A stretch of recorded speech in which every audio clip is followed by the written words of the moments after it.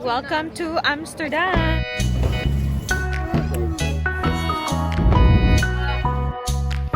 You're missing out. Life change. It's really life changing.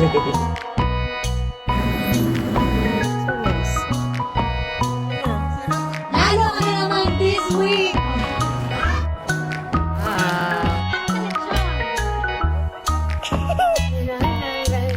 Sobrang ganda. Yeah.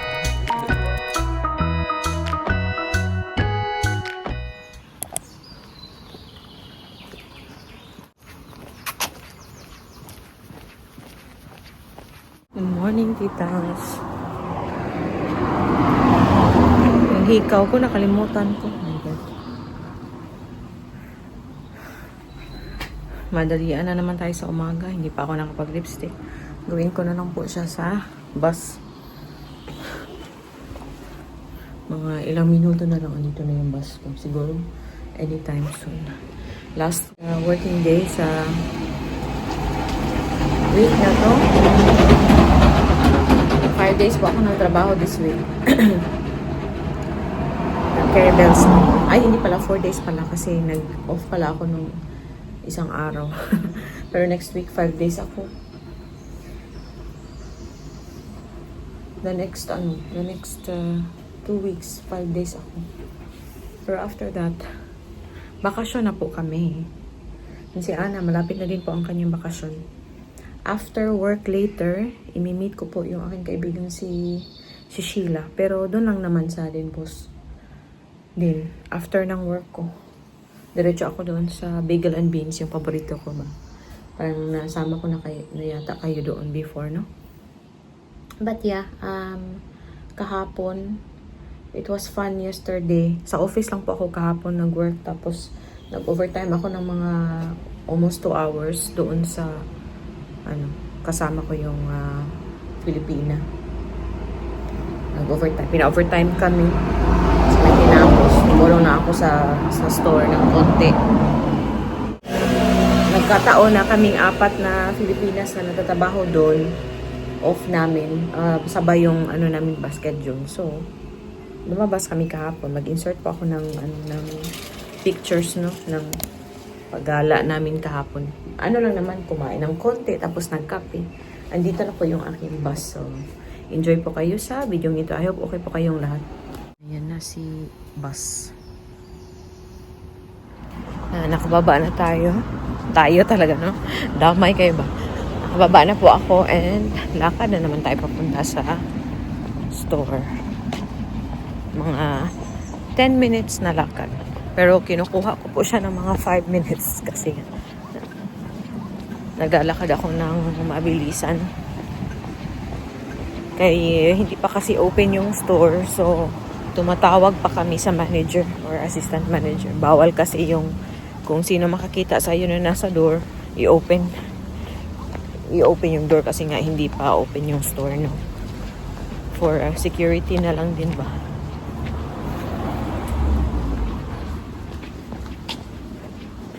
Ano pa naman, may mga 13 or 12 minutes pa po ako. So, carry bells lang.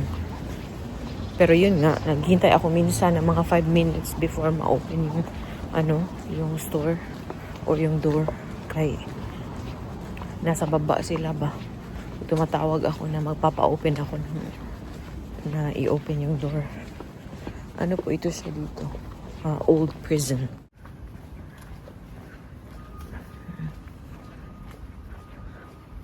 A few moments later. Hi, titas. Break po ako ngayon. 30 minutes lang naman. Grabe ka, oilis akong nawong. Malapit na po akong matapos. 30 minutes na break. Pagkatapos, may 1 hour pa ako. Overtime. Ako na ang palaging nag-overtime. Pero okay lang din naman kasi nga, less lang yung hours ko ba. And kanina, nakalimutan ko yung hikaw ko. Ayoko po yung umaalis na walang hikaw. Kayo, ano pong... Kasi ang alam ko yung iba, parang hindi comfortable na walang relo, walang kwintas. Ako naman, hindi ako comfortable na lumabas na walang kilay, tsaka walang earrings. Parang weird para sa akin ba. Kiwawan ko. Sa term sa amin yung kiwawan. Kiwaw kay ganang uncomfortable ba.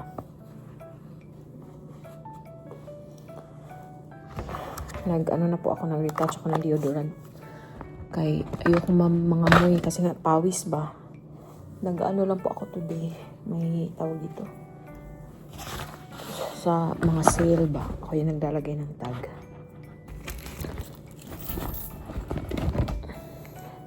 Palagi kaming may ganito, headset. Pero tinatanggal ko siya pag naka-break ako kasi naririnig ko lahat. Ayoko marinig. Parang break nga, di ba? So, relax tayo. Yung aking Unimate.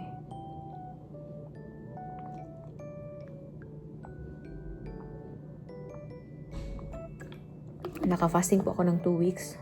Or 2 weeks or almost 2 weeks na.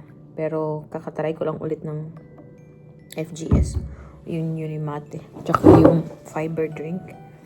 And so far, mga almost 2 kilos na naman yung na-lose natin. So, go lang tayo ng go. Basta hindi lang kain ng kain ba. But yeah, enjoy ko po muna yung birthday. Madam Sheila, oh. Diba? Mo-duty na ni siya. Diretso duty. Ako, bago pa ako nag-work. Nami sa Bagel and Beans. Oh, guwapa kayo. Okay, pa daw sa duty. Okay, haragay ko. Sabi ni mo nga sa mo duty.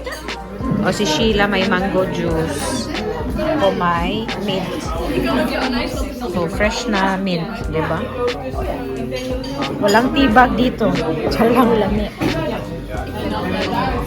Lami po nilang mango. Yan, station na ulit ako. Pero umaambon na yun.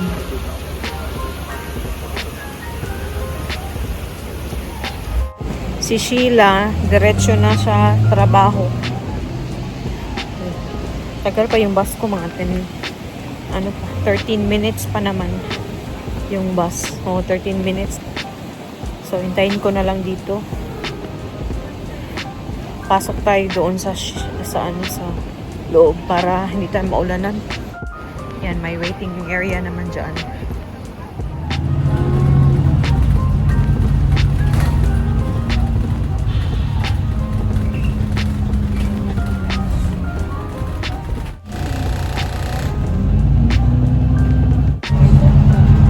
Pauwi na tayo. Malapit ako bumaba. Haba ng araw. Alas 3 na po ngayon. Umalis ako ng bahay wala pang 7.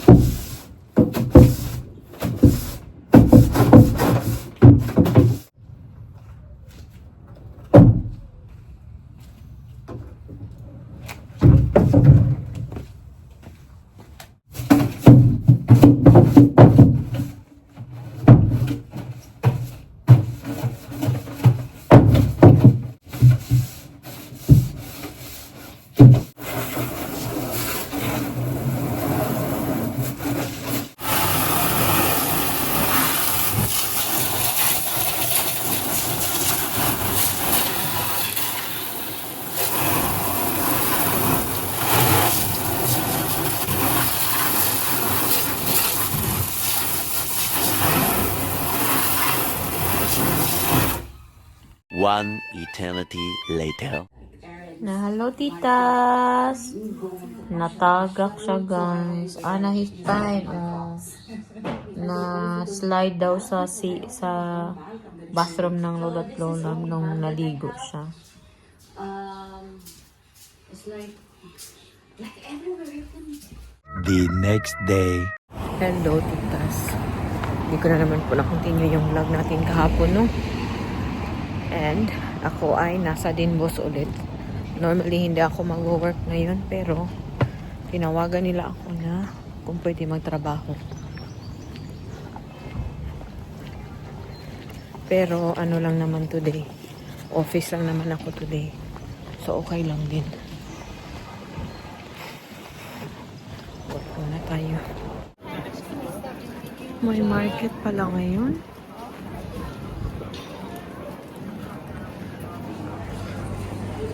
Bili ako ng bread. Wala akong lunch na dala, so bili tayo ng tinapay. Pero mga prutas yata dito ngayon. Hello. Prutas na. A few moments later.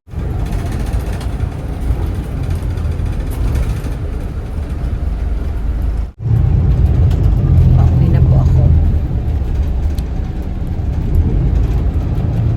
Pauwi na dito. 5:38 na. Makakarating ako ng bahay mga 6 na siguro.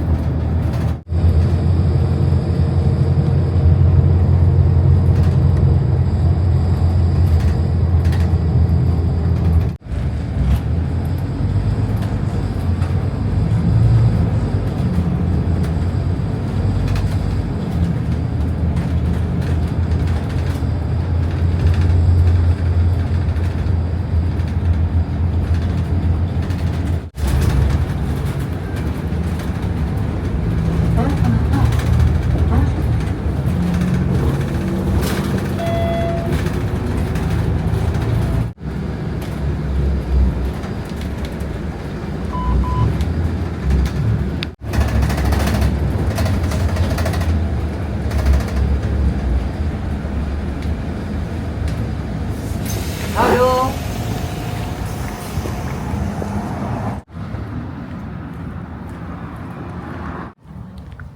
Lakad na tayo pa uwi. Si Ruth tsaka si Ana nasa bahay na yata. Hello, titas. Bahay na po ako. Pasensyahan nyo na yung ating pangmumukha. Agoy. Kapoy. Kanina kasi tinawagan ako ng boss ko kay yung kasama ko nga, kasabayan ko din siya sa office kasi nga every time na wala ako doon, siya yung karelyebo ko ba.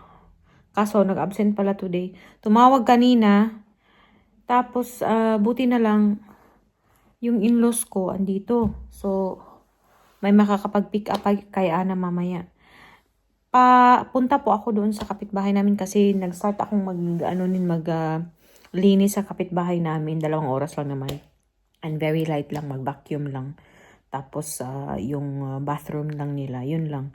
Sa baba, siya kasi yung naglilinis sa baba. So sabay kami naglilinis, kaso hindi na niya kaya yung likod niya kasi hindi na niya kaya na yumuko or yung under the bed na i-vacuum, hindi na niya kaya. So yun, kailangan niya ng tulong. So, good thing naman na malapit lang din siya ba. So, go ako. Ngayon nga na week ako nag-start. So, yun, 2 oras. So, nung tumawag yung boss ko, mga siguro 5 minutes before ako mag-start doon sa kapitbahay. Sabi ko, sorry, hindi ko pwedeng i-cancel yung yung trabaho ko this morning. Hindi na siya pwedeng i-cancel this week. And then, very sudden ba? Ayoko ng ganun. Yun, sabi niya, anytime naman daw akong pwedeng pumunta sa work kasi nga sa office lang naman ang work today. May kailangan lang i-reconcile chuchu yung sa funds ganun. So, yun, after ng work ko, mabilisan lang ako nag-half bath. Hindi ko na ano yung buhok ko. Hindi ko tawag, I was not able to wash my hair anymore. So, mabilisan talaga. Tapos, tinawagan ko yung in-laws ko na kung pwede ihatid ako. Buti naman, nahatid ako ng father-in-law ko. Otherwise, it would take a really long time. Kasi nga, di ba yung bus ride, mga almost an hour pa. Buti na lang. Tapos, maglalakad pa. So, mga nakarating ako dun, mga 12 plus na. Tapos, bumili na lang ako ng tinapay doon sa labas. Kumain ako ng mabilisan. And then, natapos ako sa work, mga 4 na. 4:30. So, nag-work. Sabi niya, 2 hours lang daw ako mag-work. Sabi ko talaga, imposible talaga to na 2 hours to. Kasi normally, pag ginawa namin yun sa normal na shift, it would take 4 to 5 hours. Natapos ko naman siya ng mga almost 4 hours. So, at least, diba? So, sabi ko, di talaga to kaya ng 2 hours kasi mabilisan yung 2 hours. And kailangan mo talaga ng concentration sa ginagawa kasi nga, diba, yung funds i-reconcile and kailangan balance lahat ng ng funds doon. So, yun. 4 hours, guys. Wala akong day off today. Pero okay lang din naman. At least pang-add sa pang-bakasyon natin ba. Agoy. Pero yun nga talaga, na-notice ko na to nung nasa Vietnam pa ako. Ito po yung downside pag matagal ako sa harap ng computer talaga. Kahit nung nagtuturo pa ako, of course, when we have to do admin task or like, prepare lessons and all that, and you face the computer for a very long time, after a long day at work, ko siya na sumasakit yung mata ko and sometimes nagkaka-headache po ako. And ngayon, i-relax ko lang yung mata ko mamaya and then, yeah. Yung mag-ama ko, hindi ko alam kung anong time makakarating ng bahay. Ako'y gutom na. Kasi nga, tinapay lang yung kinain ko kanina, guys. Nakakain ako mga 12:30 or ganun. Mga 12 plus na. Tapos, trabaho diretso ulit. And then, sakay na naman ng bus and punta dito. Alas 6 na, guys. Tapos na yung araw ko. Yung day off ko. Pero anyway, push na lang. Sabi ko sa manager ko kanina, so, nag-work na ako today ng 4 hours. Pwede bang i-drop ko yung shift ko sa sa Sunday? Pwede ba yun? Sabi niyo, kailangan talaga namin ng tao these days kasi nga nagiging busy na po masyado kasi nga pa-summer na. Palagi naman talagang busy doon sa store namin, guys. So, malaking shop kasi siya.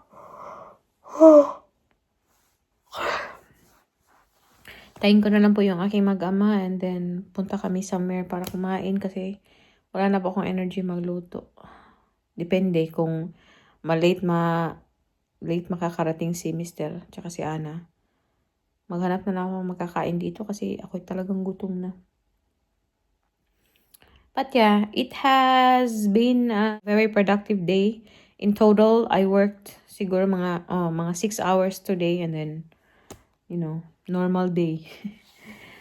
And hindi ko alam kung gano'n nakahaba tong vlog na to. Of course, ipakita ko pa din sa inyo si Aling Maliit, no? Kasi alam ko, hahanapin nyo si Ana sa vlog. So, pag andito na po yung mag-ama ko, balikan ko na lang po kayo, no? Dito na naman kami bagsak sa McDonald's.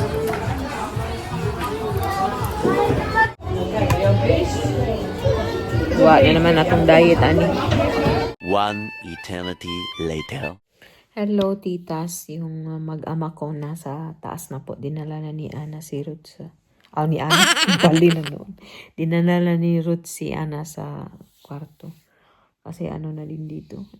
Mag-8:30 na. And tomorrow, maaga po yung kanyang swimming lesson ulit. Every Saturday kasi yun. Tsaka every Wednesday. So anyway, po natin yung pa-video, no? Ako ay matutulog na rin na bit. And I hope kahit pa paano nag-enjoy kayo sa video natin. Pasensya na po at palagi talagang dugtong-dugtong yung ating mga videos. Medyo hectic na talaga yung ating schedule these days. Palagi akong naghahabol ng oras. Pero at least pa din ako, nakaka-video ng konti, tsaka nakakapag-edit. Yun lang din yung isa sa mga isa sa mga pastime ko yung nag-i-edit. Anyway, kita-kita naman po tayo sa susunod na video. Maraming salamat. Tuy, mush mush babush.